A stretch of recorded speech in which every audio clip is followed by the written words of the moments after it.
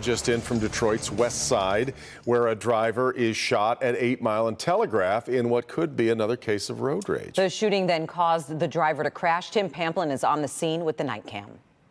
This breaking news occurring along 8 Mile near Telegraph, that's Southfield on that side of 8 Mile Road. As we turn around and zoom into the woods there, you see the tail lights of a car.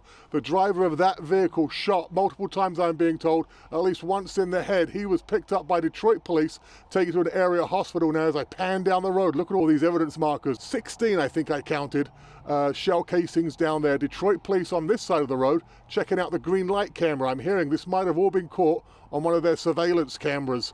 So again, this is westbound 8 Mile closed at Telegraph as Southfield police investigate this possible road rage shooting, which has sent one man to the hospital with multiple gunshot wounds. I'm right here at the door, you can tell them let me in. I can't play no internet games, tell them that they win. I keep telling Kuwan chill, he get high, he trying to spin. I ain't swiped in so long, I'm about to try. Welcome back to the Broken Home Podcast.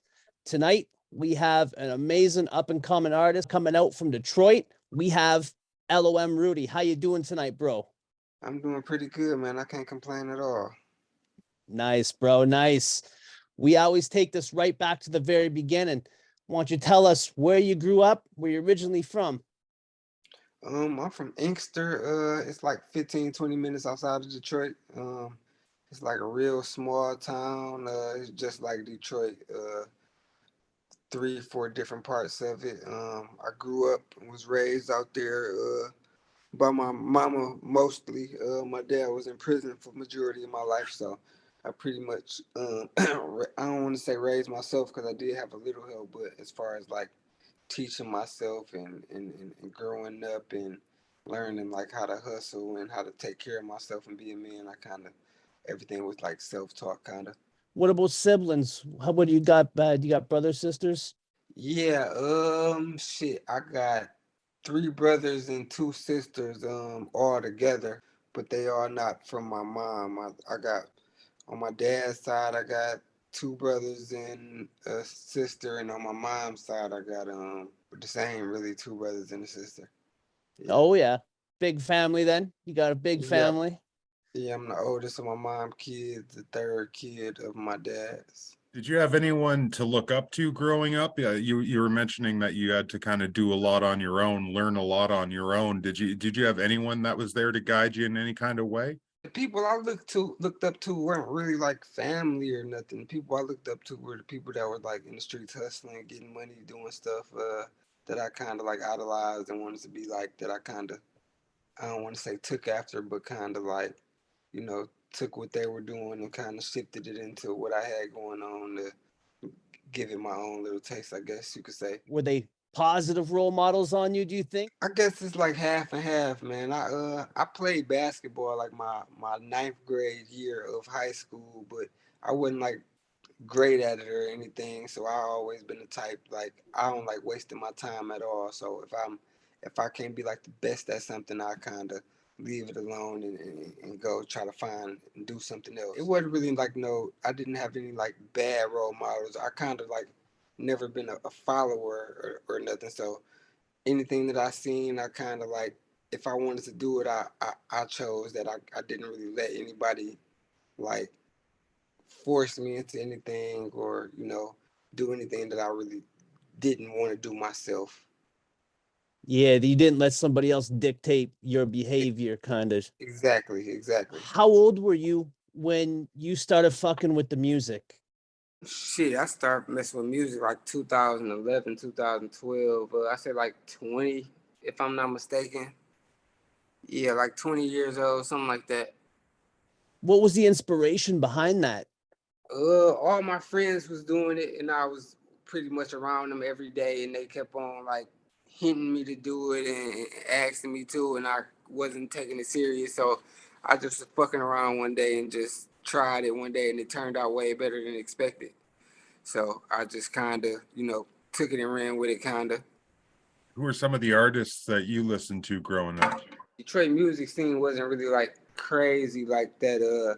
I listened to a lot of Blade Icewood, but when I was like in high school, that's when like Doughboys Cash Out and Team Eastside, and I was a big fan of theirs. So you know, them being groups and me starting off like in a group, you know, we kind of, I don't want to say like mimicked what they were doing, but it kind of like was one and the same, in a sense. So I listened to a lot of that music. I can't really say who else back then as far as like growing up. Well, when I was like growing up, I listened to a lot of like mainstream artists. Who is that coming out of Detroit right now? Snap Dogg. You hear him? Snap Dogg, yeah, I know Snap Dogg. Yeah. Yeah, he's got so much fucking energy. I've never seen somebody vibrate like that dude. Yeah, his stage presence is just crazy. He always yelling and all that type of shit. So he an entertainer. Yeah, yeah. It draws you in with it. That's for fucking sure. Yeah, definitely. What is your creative process? Like, do you have to hear the beat first or are you always writing? It depends, man.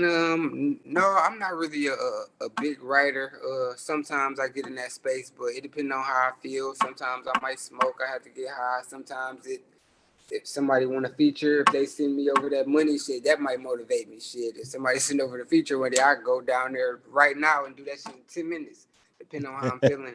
So it depends. I really try not to get in like limit myself to a specific like creative process. Like I try to, you know, I record myself at home, so um I try not to get too comfortable with that. Like I like going to other people's studios sometimes. Like I say, it depends on how I'm feeling at the moment. Like I feel like music is like it's all off vibes for me. Like I can hear a beat today and hate it, and I hear the same beat 3 months from now and make a crazy ass song to it. It just depends on what space I'm in. Yeah, and that music space is constantly evolving. I notice that the people that have been in it the longest are the ones that can continue going with that flow, can get in with that new sound. It, Yeah, you gotta be able to adapt. yeah, If, yeah, if you can't exactly. adapt, if you can't adapt, it's over. When you were a youth, were you finding yourself getting in any trouble or anything like that? Yeah, I always, man, I done been to prison. I started getting in trouble like when I was like 14 years old, all the way up until fucking now. I'm on probation now. So again, like I've never went like a long ass time without being in trouble, but it like this time it's not as serious as it was before.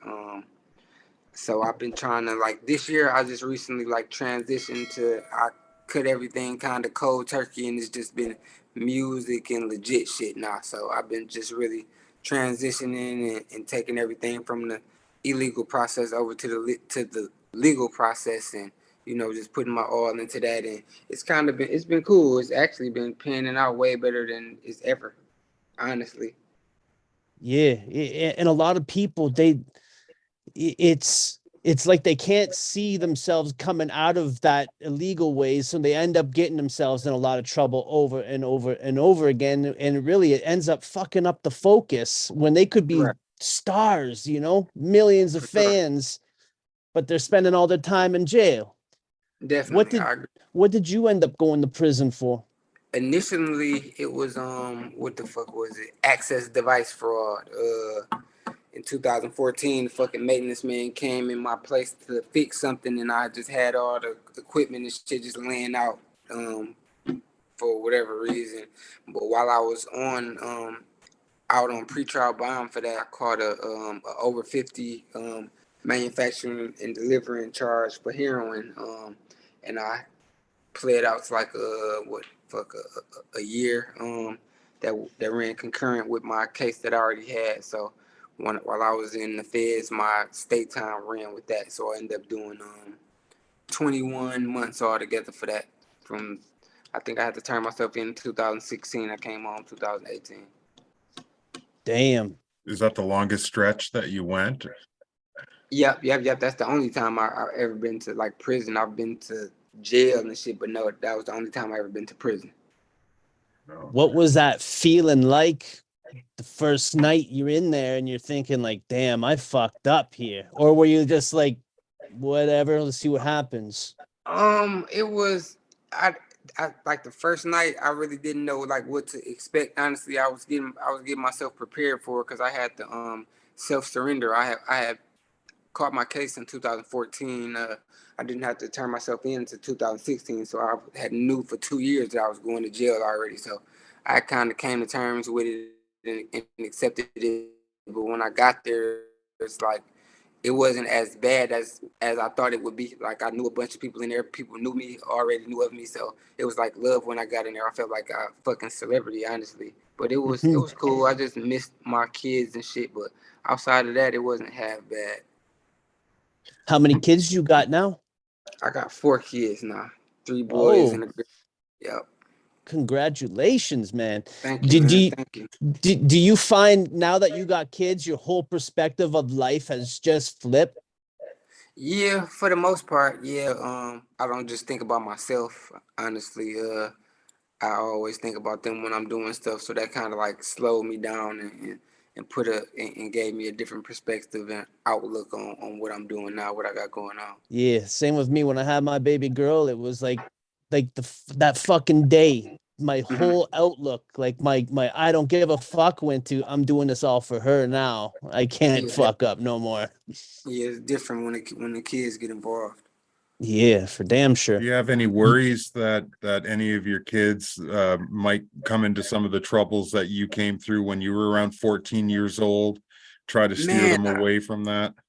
I only got that. I only feel that way with one of my kids, man, and it's only because he too much like me. But then again, I don't really think nothing of it because he'd never be around the shit that I was around. So he's never been to the hood or to the areas that I've ever been to. Even though he a kid, I just already know that I'm gonna keep him out of those type of environments and the shit that I'm teaching him now.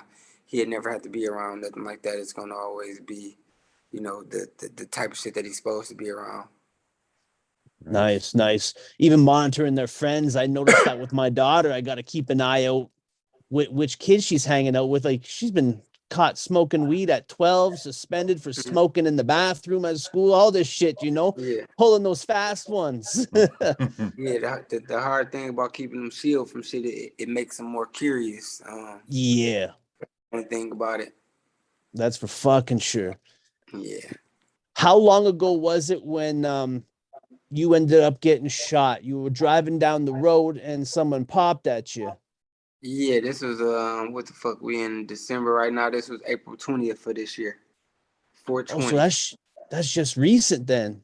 Yep. It's 8 months ago. Well, how'd that happen? Can you take us through that night? I was leaving a pop-up shop. A friend of mine was doing some vendor shit up there with some weed shit that he had going on, and I was leaving. Somebody must have called somebody and let them know that I was there. And while I was leaving, I was at the light shit. Somebody pulled up on the side of me and got to shoot. I got hit 5 times. Oh, 5 times on that. Oh, damn. And you were by yourself? Yep, I was in the car by myself. Yep. Shit. Did you have to wait for the ambulance or did you just go right to the hospital? Shit, I got out I got the fucking whole video from start to finish in my documentary. They recorded it from a green light camera that was across the street at a restaurant. But no, I wasn't able to. I crashed and I got out the car, shit, ran across the street and some people helped me and I was waiting on the ambulance, but they was taking a long ass time. The police ended up pulling up and taking me to the hospital. Oh, damn. Man, if you don't want to see a nigga dead or in jail, support what a nigga doing, man. This what a nigga real life be like. Tire flat. Shit.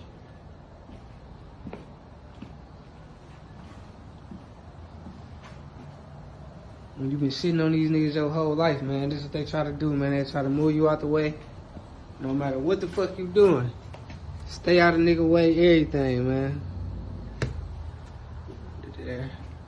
Shit crazy, man. It's almost that time of the year, man. Y'all gotta stay out these bum ass niggas' way.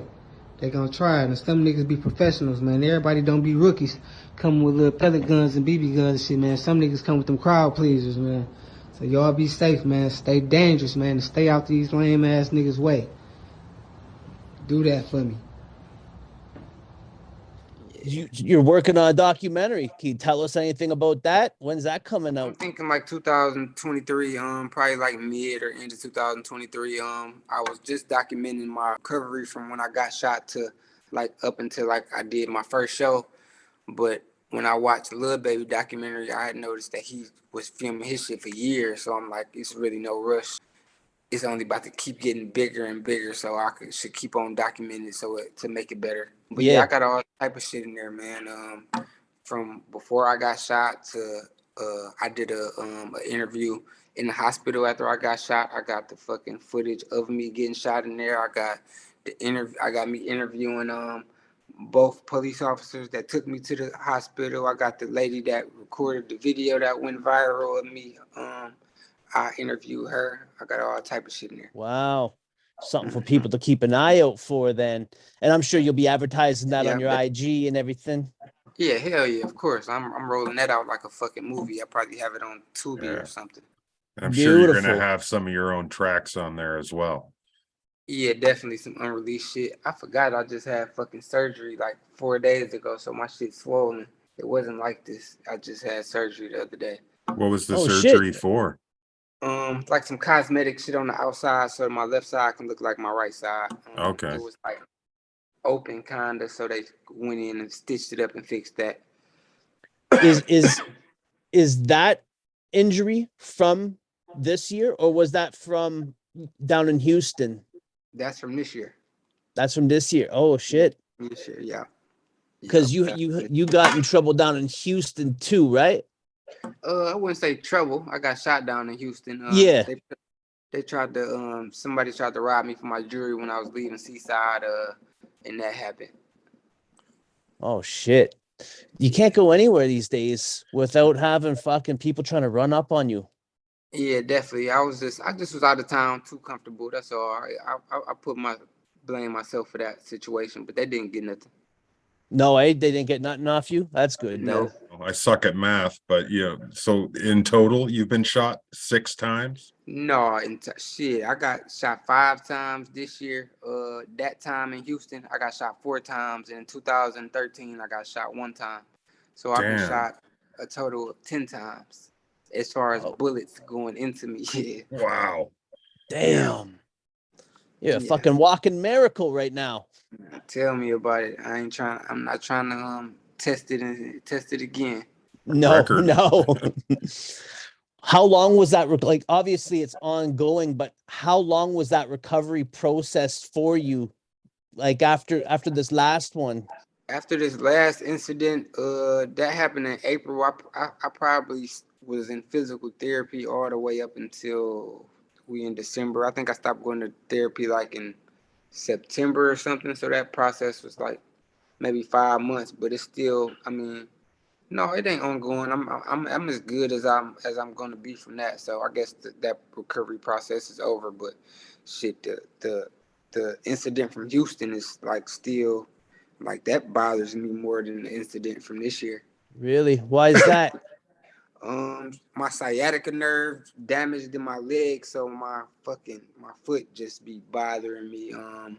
I got shot in my mouth when I was down there, so I got a plate in my mouth. I don't got no teeth on this bottom right side, so I got shot in my neck down there. Those injuries just was more. I feel like even though the shit happened with my eye, I think those injuries was just like a little more traumatic than this time.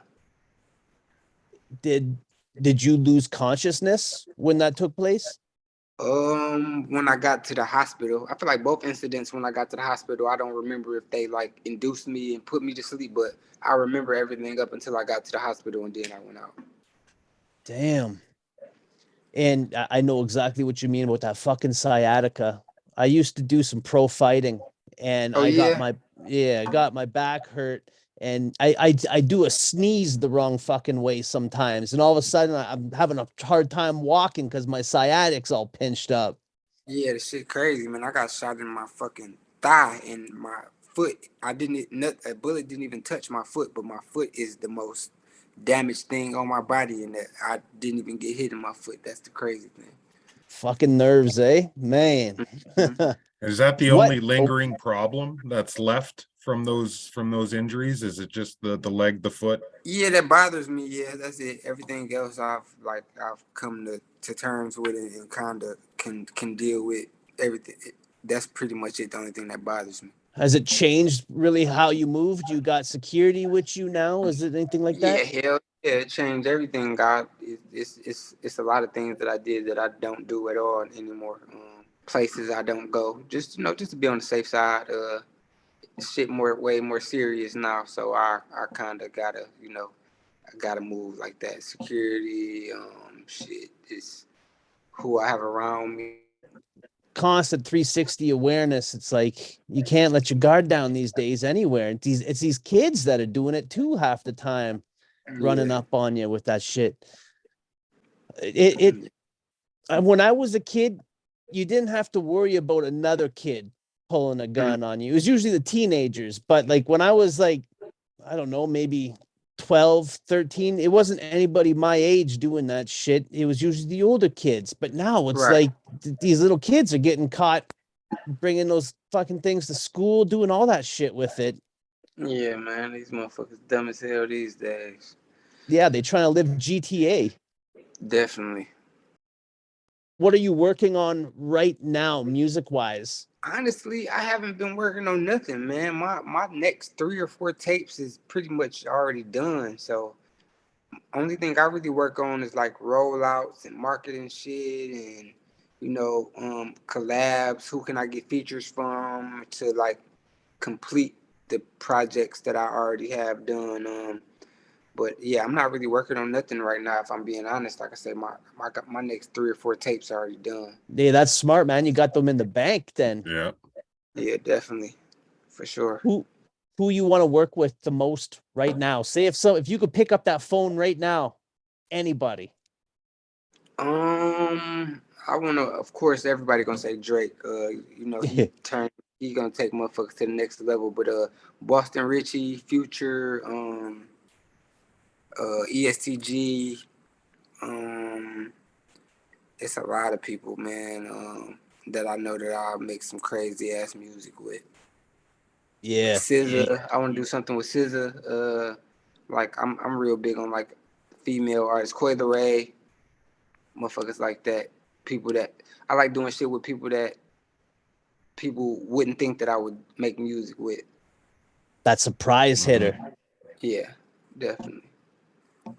Right on. When you were growing up, what was like some of the biggest influences on you? Like, do you have anything that somebody said to you that stuck in your mind, something that you always kept part of you with? I don't remember any advice from anybody in particular, man. My biggest motivation was always like I started making money early, so I started seeing how people treat you when you have money and how people treat you when you don't got money. So I've always that always stuck with me. Like people treat you like you're not shit if you don't have it, and people treat you like a king if you have it. So I'm like being treated like a king. So that's always been my motivation. Yeah. Are we able to talk about that drug case? Yeah. Yeah. How long were you slanging the H before you ended up getting caught with that? Probably a couple of years. That happened in 2014. So probably not even a couple of years. Probably about a year or two. Yeah, about a year, year and a half. And did you just jump right into that, or were you pushing like the green or anything beforehand? Weed always was my thing, man. Weed always was my thing. It's always been a nice profit, not a lot of time with the weed. So that's always was my favorite. With the H, that just came. So I think somebody introduced me to that, and I'm a math guy. So I start seeing the numbers and thinking about the numbers, and that kind of latched me to that. And now that you're getting legal money, do those numbers compare? The numbers are the same, pretty much, but I can't go to jail for it. With that shit, I can't promote it and let everybody know I got it.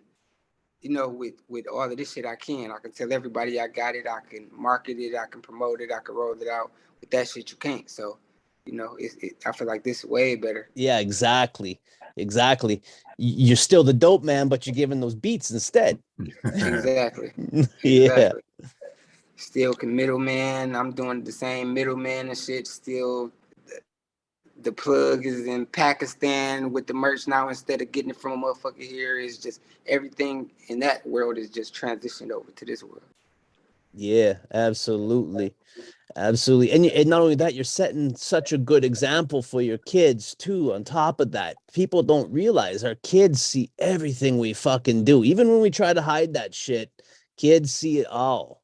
Yeah, And they they're smart looking as at hell. you. Yeah, yeah, for Real damn sure. smart. They're so smart. And now they're looking at you. And do you see any of your children following in your musical career? Yeah, the one that I said just like me. I had him early, had him over here with me earlier today. He was down there trying to ask me could I record him. Yeah, I got, like I said, I got one that's try to do every fucking thing I do, so I gotta watch him. No, yeah. It could be dope and it could be trouble at the same time. Yeah, tell me about it. For the kids that are growing up in your old area or in areas similar to that, what's a positive message that they could hear from LOM Rudy right now? It's 1,000 other ways to make money and to get out of the streets. I mean, it don't necessarily got to be sports or drugs. And outside of the drug world, there's only so many drugs, and it's 1,000 ways, other ways to get money. So the opportunities outweigh all the illegal shit. Now that I'm sitting just thinking about it, it's to every drug is 100 other things that you could be doing that can make you the same amount of money, if not substantially more. Like it's crazy. Like I wish I would have knew back then what I know now. Yeah, and that's what this podcast is hearing from people like you that are making it and giving that hope to these kids out there that they know they don't gotta go running up on kids no more. They can just focus on something and get that good money, legal money. For sure, definitely. After you had your last incident, did your relationship with God change at all? Or did you even have a relationship with God beforehand? I've never been a very big spiritual person, man. But after this, I named my last tape God's favorite. Like I'm starting to. So many people was kept on telling me like it got to be a reason that you here. Like this should keep on happening to you and you not dead yet. Like outside of my will to survive, like I'll start to believe too. I started to believe like it got to be a reason while I'm here. So I've been kind of like executing more and being consistent because shit, just like everybody else want to see what the fuck the reason is for me being here, I want to see too. So, you know, so yeah, I would say a little bit. I've been kind of I pray a little bit, not a lot. I'm not a very religious person. I don't go to church because I don't want to be a hypocrite. I know I still sin and I do shit, so I don't want to go in there and like everybody else. So yeah, so yeah, my relationship with God did change in a way. Yeah, Yeah. yeah. And that's typical too. Like when you have something like that life changing, there's got to be a reason. They tried how many times on you now, so there's something behind it, Rudy. Something. Yeah, Most definitely. other people wouldn't be here. No. Yeah, definitely. I agree. Awesome. Do you have a title at all, a working title for the documentary that's coming out? I'm calling the documentary God's favorite too, just like my tape that I just dropped. So that's gonna be God's favorite, just the documentary. Nice. Dope. Dope.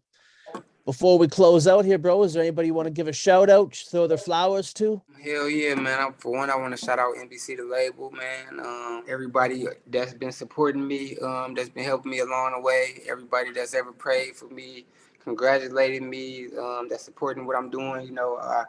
This year I got a new slogan. If you don't want to see me dead or in jail, support what I'm doing. And I feel like a lot of people been doing that. Anybody that's watching this or gonna see this, like I say, it's way more things outside of the streets, man, and illegal shit to get money. And I'm a walking testimony to that. anybody DM me, I reply to all my DMs. I feel like that's another reason why a lot of people fuck with me. They be like, I can't believe you responded, and I thought you was gonna ignore it. It be people in there trying to spend their money with me and, you know, supporting me. So I reply to everybody that DM me, reach out.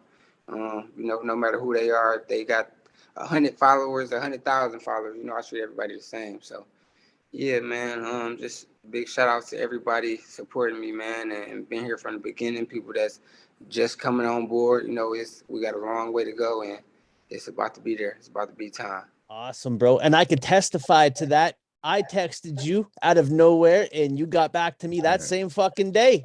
I texted you right after I heard the first song from you, and I was like, holy shit, this shit's dope. All right. See, all right. And I would have been got with you if I would have knew that y'all wasn't trying to do it in person. I'm thinking, you know, I didn't know that y'all was in Canada. So, you know, we could have knocked this out. I didn't know. But, next time. Yeah, definitely, man. We definitely be able to do something in person next time. Hopefully I get to come to Canada soon. Shit. Hopefully they book before a show or something out there. I'll be on my way. Yeah. Absolutely. Absolutely. Thank you so much, bro, for coming on tonight and spending the night with us, man. Appreciate y'all, man. Thank y'all for having me. You have a great night, bro. Broken Home Podcast. Thank you, everybody, for tuning in. If you're still around, hit that subscribe button. Have a good night, everybody. Take care. All right, bro. All right, Rudy. Thank you so much, man. You have a great night, bro. All right, no problem. Y'all too. Later, bro. All right, bye. Hustling been a real fed at 7'6" since I was a kid. I remember having 50, I was still at RoboShop. I was buying bricks with Pete when he was selling soda balls. Said I had $1.50 back when I was clearing lines. I remember going to Cali, spent hundreds on cherry pie.